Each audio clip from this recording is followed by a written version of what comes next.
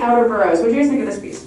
I loved it because, like, for the second half, the first film had so much money thrown at it. And the second film, it felt smaller. It felt that all of the energy and the capital went into the thought and the process and really working out the clever elements to it.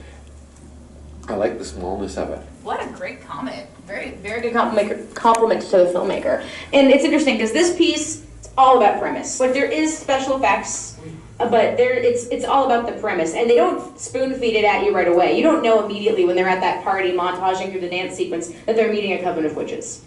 And all the characters, although it's just a short film, kind of give the premise of this proof of concept for something larger. Like, he's dating this kind of weird girl who's quirky and into not being dead but pretending to be dead.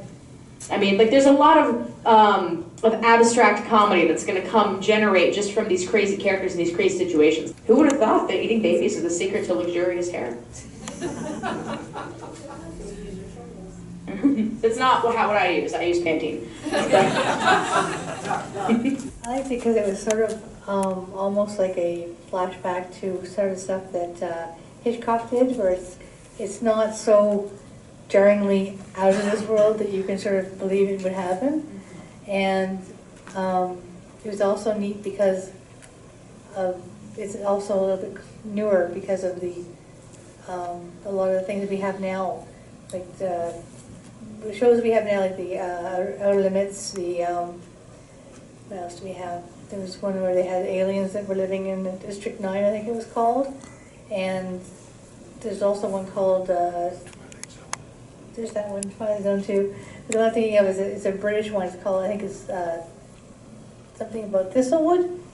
Very much the same thing, where it's a group of people who work together and they're looking into the supernatural stuff.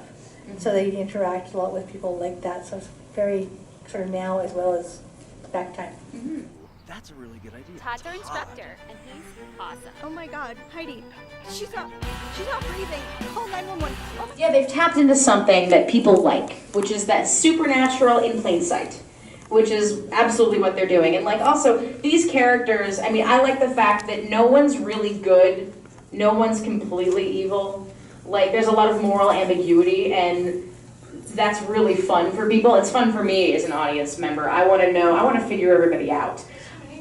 Yeah, absolutely, because nobody is all good or all evil. And they really play on that really well. And of course, they got these really, like, stock classic characters, and you can just stand your disbelief long enough, you really have a great time. Like, you got the guy who's just out to find as many ladies as he can, who, like, misunderstands this opportunity with all these naked ladies and just assumes the best thing to do is take his clothes off and invite himself in. It's like every party. I like the willingness to indulge in moments. So the sequence where they were sitting on the floor in front of the casket and she was doing his makeup, and it was like perfect to the scene because, you know, everybody's got to look perfect when they're dead for some reason. But it was touching, it was human, it was really believable, and it was incredibly intimate. It almost had I hope I get the director, John Hughes moment. Almost felt like it was a John Hughes moment. Like, but it was also thrown into this kind of darkish tone with the whole, like, we're about to do it in a casket.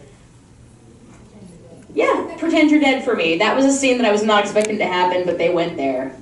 They really went there. And yeah, you're right. They decided to indulge in those moments. They really hit it. They committed. They committed to the abstraction of the comedy, which is something I must admit I commend them for. I've never seen necrophilia like lend itself to comedy, but they made it work. So kudos for that. Yeah. Who says not everything can be funny?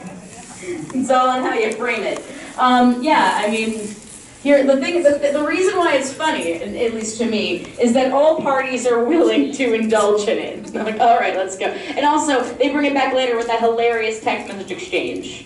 Like, I think I have, like, hey, my little angel of death, I got rigor mortis in the pants for you. Like, who would have thought of that? I couldn't have thought of that line, but, like, good for them.